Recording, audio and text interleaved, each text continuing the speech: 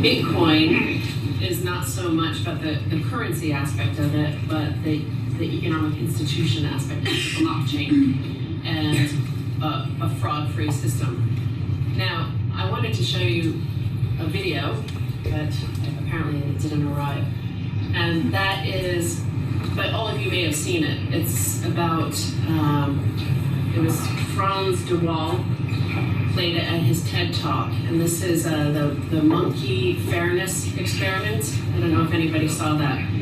And it's a perfect analogy, I think, for what is going on in our financial system. For those who don't know, you have two monkeys side by side in two cages. They can see each other. The first monkey, the task is they have to give a rock in their cage to the researcher. The researcher gives the first monkey a cucumber. The monkey's happy, eats the cucumber. The monkey next door, he sees, does the same thing, gives the rock to the researcher. The researcher gives monkey number 2 a grape. Monkey number 1 starts slamming the ground saying, what, why are you doing this? And so the researcher comes back to him, looks for the rock.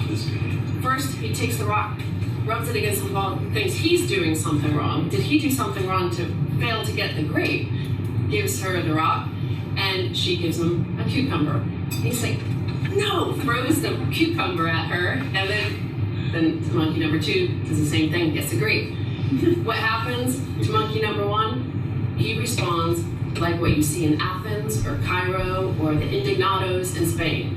If you had a group of these monkeys in there, they would freak out and a revolution would happen. So I think that's what we've seen since this financial crisis is a certain group of people have been getting grapes while everybody else gets cucumbers. And the exciting thing for me about Bitcoin and cryptocurrencies is that we have the opportunity to get rid of that, to just, it's like an online republic for a financial system. The rules and parameters are the same for everybody.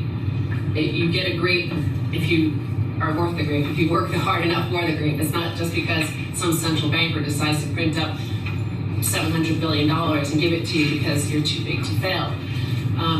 So that's where that's my interest at the moment. And in terms of where we're going, right now what I see, I mean, for 2 years we talked about Bitcoin. We were the only television news covering it. Nobody else was doing it. There would be a few little snarky pieces, about the freaks and Bitcoin on the mainstream. And then last year in February, I forget which regulatory authority in the US, but they issued some sort of statement about it. And suddenly, the mainstream media in the US covered it.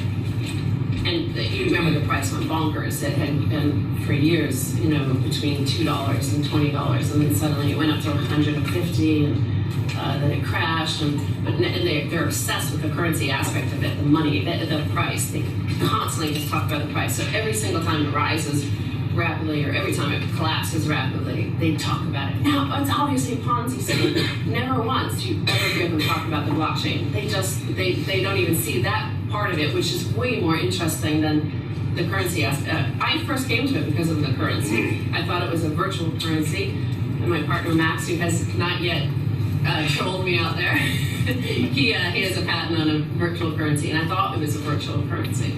So, but now I think it's kind of like the pre-Cambrian sort of explosion time. You see all sorts of crazy stuff, sovereign currencies, like somebody has created Aurora coin for Iceland, or there's the Lakota currency. During the pre-Cambrian period, you had creatures with 5 eyeballs, and some with 7, and some with 2. And so, finally 2 worked, and now every creature has 2 eyeballs, pretty much. I think we don't know, in 2 years' time, it could look radically different from what it is now. But there are certain elements, and I think the blockchain is one of them, that will survive whatever we go into the next